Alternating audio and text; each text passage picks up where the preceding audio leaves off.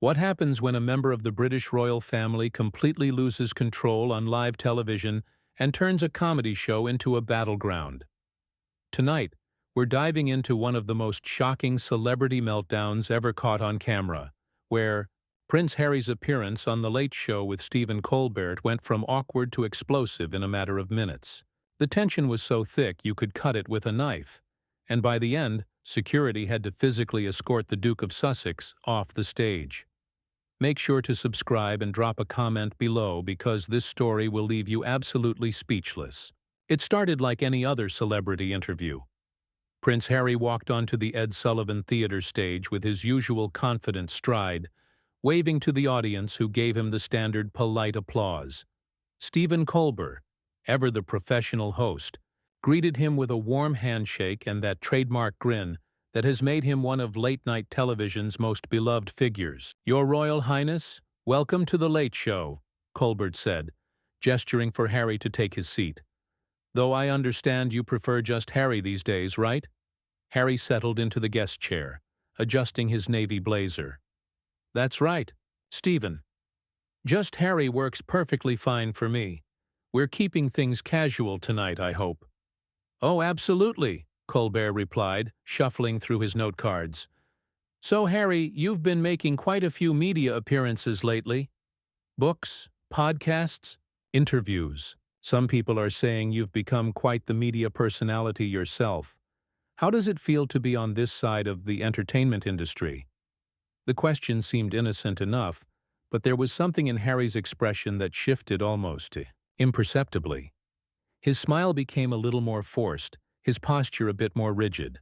"Well, Stephen, I think there's a difference between using media to tell your truth and being a media personality for the sake of fame," Harry said, his voice carrying just a hint of edge. "Everything I've done has been about sharing my authentic story, not performing for cameras." Colbert raised an eyebrow, sensing the slight tension but pressing forward with his trademark wit. "Right, of course. Though some might argue that appearing on talk shows is, by definition, performing for cameras. I mean, here we are, cameras rolling, audience watching. Seems pretty performative to me." The audience chuckled at Colbert's observation, but Harry's jaw tightened visibly. "I suppose that depends on your definition of performance, doesn't it? When I speak, I'm being genuine. I'm not reading from a script or putting on an act like some people in this industry." "Oh, shots fired at talk show hosts everywhere," Colbert said with a laugh, trying to keep the mood light. "Though I have to say, for someone who claims not to be performing, you've certainly mastered the art of the carefully crafted soundbite. Every interview seems to have these perfectly quotable moments that end up in headlines." Harry's fingers drummed against the armrest of his chair. "Stephen, with all due respect, I think you're misunderstanding my intentions here. I came on your show to have a genuine conversation, not to be psychoanalyzed by someone who makes a living making jokes about people." The audience fell noticeably quieter. Colbert's eyebrows shot up, but he maintained his composure with the skill of someone who had handled difficult guests before. "Whoa! Okay, I didn't realize we were taking the gloves off already," Colbert said, his tone still light but with an underlying firmness.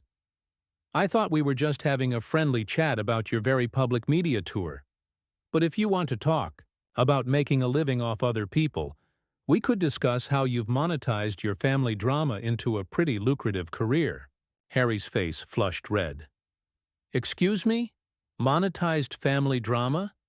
I've shared my experiences to help others who might be struggling with similar situations.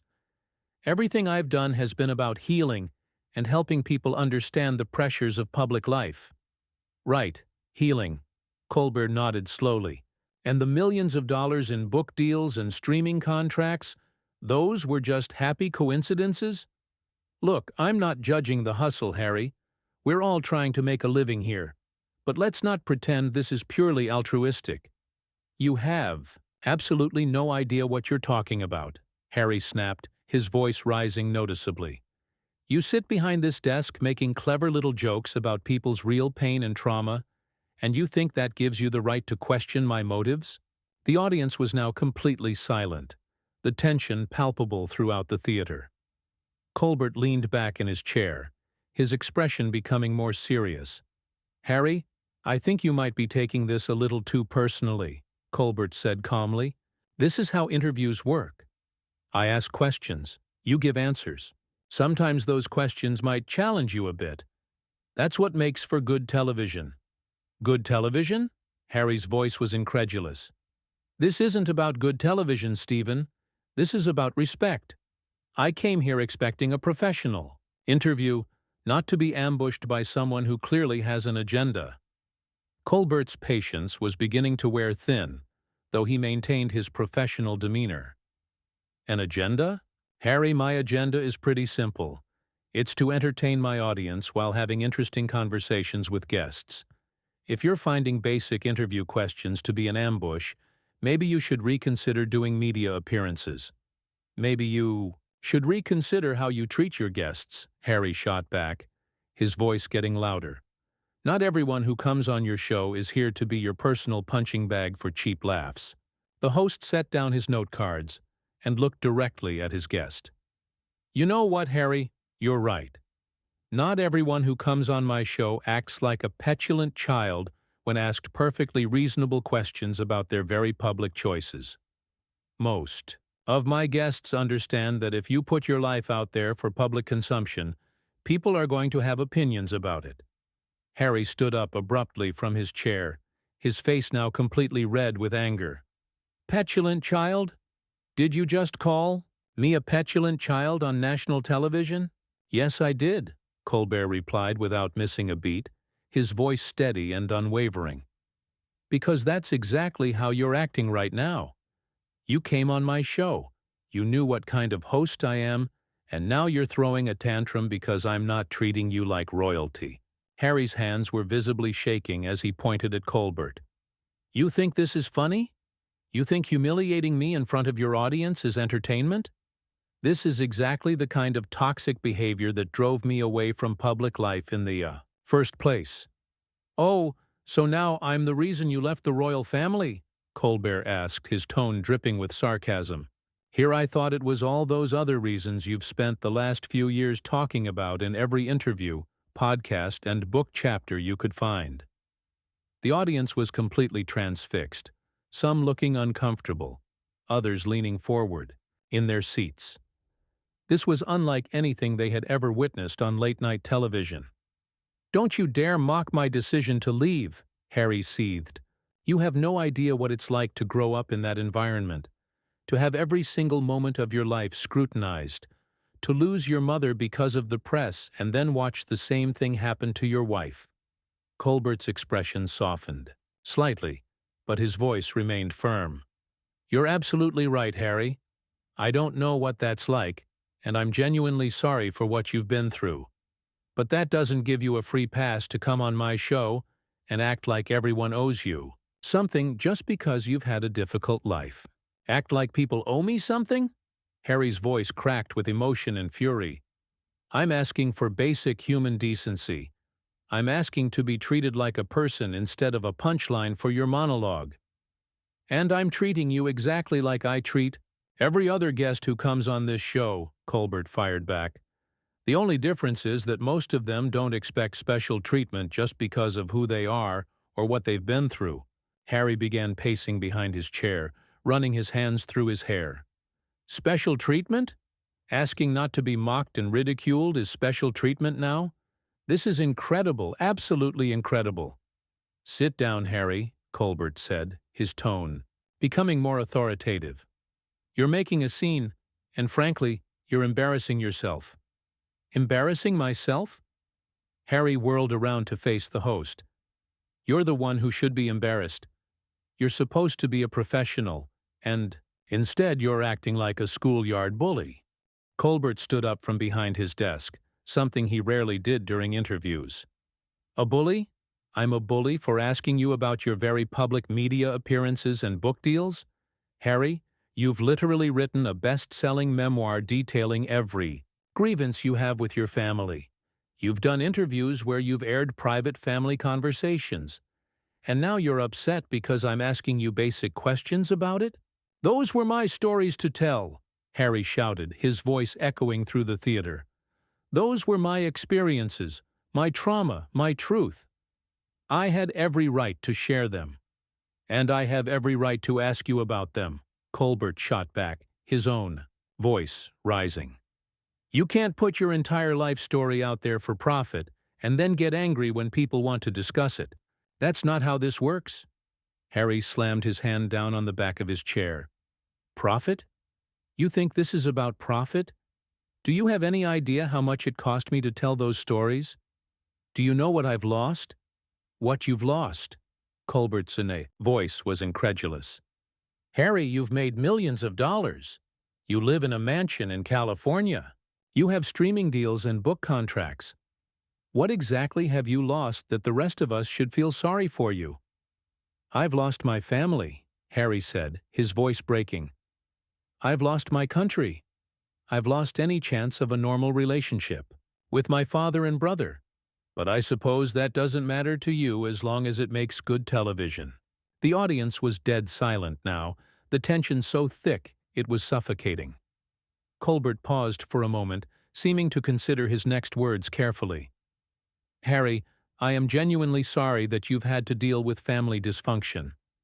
A lot of people have difficult relationships with their families, but most people don't tell all books about it, and then act surprised when there are consequences. Consequences? Harry's eyes blazed with anger. You think destroying my relationship with my family is a consequence I deserved? I think it's a consequence of choices you made, Colbert replied bluntly. You chose to write that book. You chose to do those interviews. You chose to make your private family business public. And yes, choices have consequences. Harry stepped closer to Colbert's desk, his body language becoming increasingly aggressive. You don't know anything about my choices or my family. You sit here in your comfortable little studio making jokes about people's lives, and you think that makes you some kind of expert on human behavior.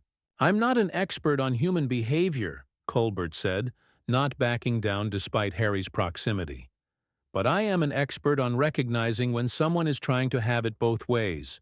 You can't spend years telling the world how terrible your family is and then expect sympathy when they don't want to have Sunday dinner with you anymore. Harry's face contorted with rage. How dare you?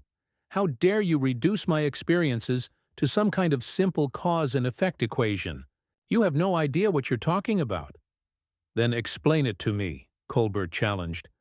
Instead of having a meltdown, actually answer the questions. Help me understand why you think you should be immune from criticism when you've built your entire post-royal career on criticizing others. I'm not criticizing others, Harry screamed, his composure completely gone now. I'm telling my truth. I'm sharing my experiences so other people don't have to suffer in silence like I did. By throwing your family under the bus on international television, Colbert countered. By writing a book that revealed private conversations and family secrets.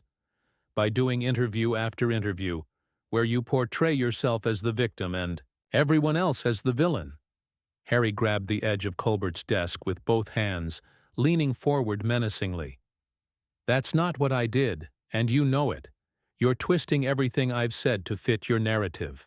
Security personnel began moving closer to the stage area, sensing that the situation was rapidly spiraling out of control. The audience was now visibly uncomfortable, with some people looking toward the exits. Colbert looked up at Harry, who was now looming over his desk, and his expression hardened. Harry, I need you to step back and sit down. Right now. Or what? Harry snarled, his knuckles white as he gripped the desk. You'll call security?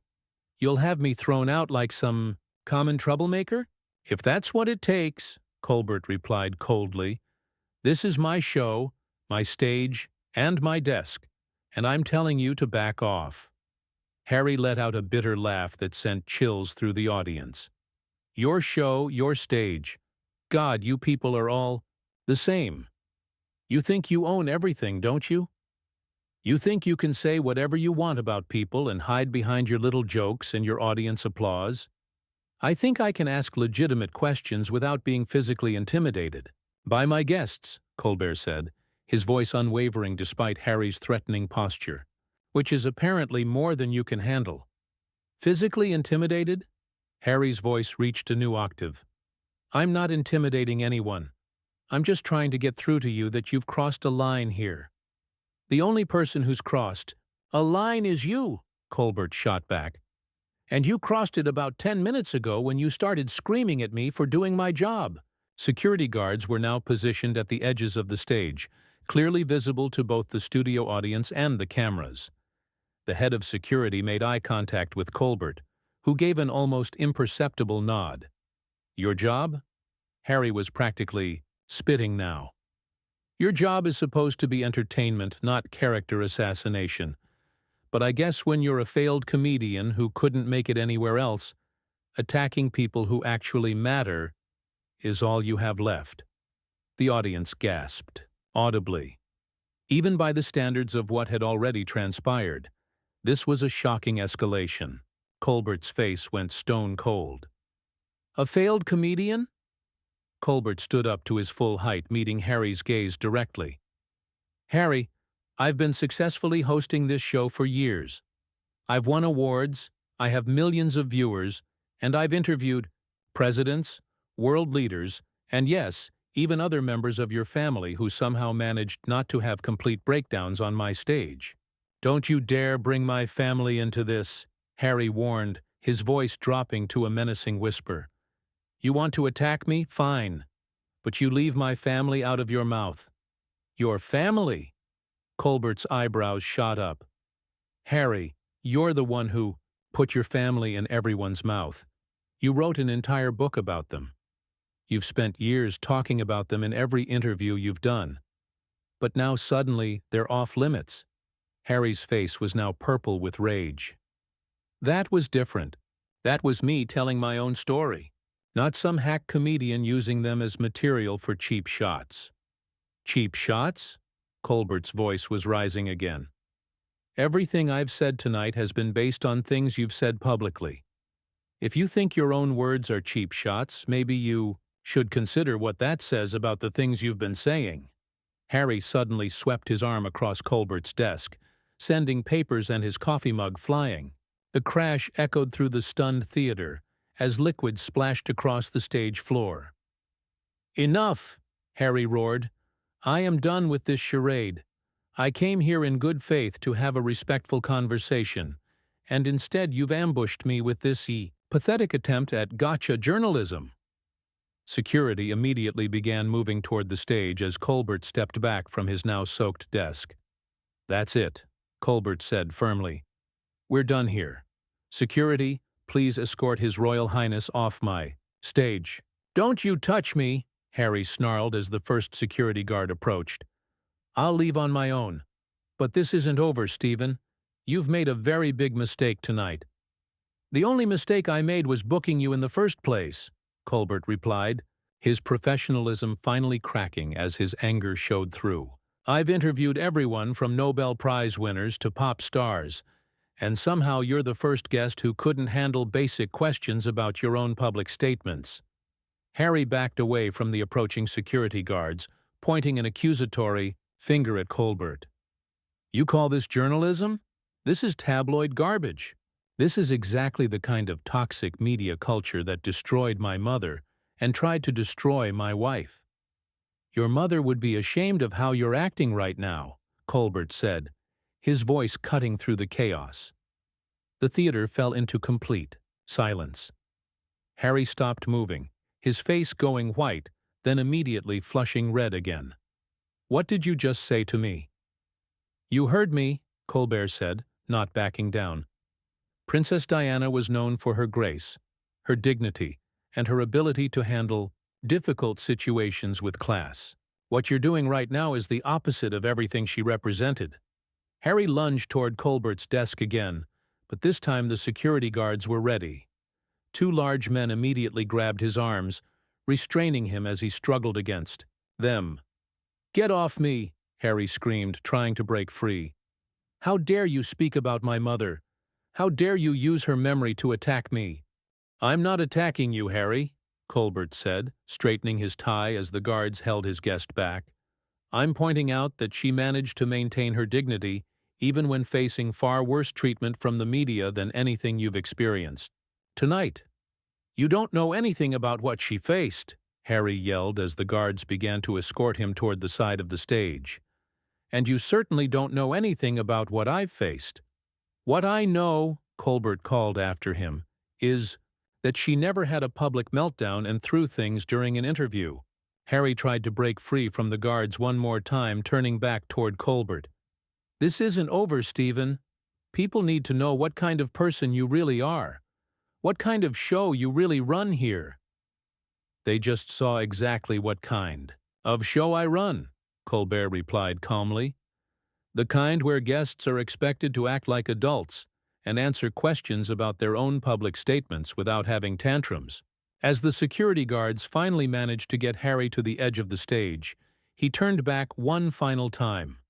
"You've just made an enemy of the wrong person, Colbert. I promise you that." "I think I'll survive," Colbert said dryly as Harry disappeared, behind the curtain, still being escorted by security. The studio audience sat in stunned silence for several long moments as Colbert walked around his desk, surveying the damage. Papers were scattered everywhere, coffee was dripping onto the floor, and the atmosphere was electric with tension. "Well," Colbert finally said, loosening his tie and looking directly into the camera, "I think we can safely say that didn't go as planned."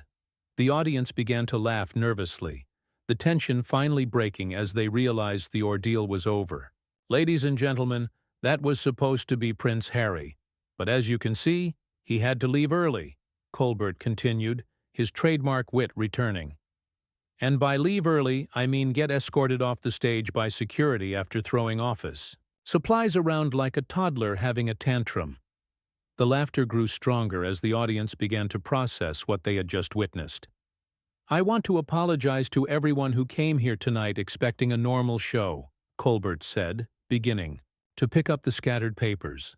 "Though I have to say, this might be the most memorable interview I've ever done, even if it ended with my coffee mug becoming a casualty of war."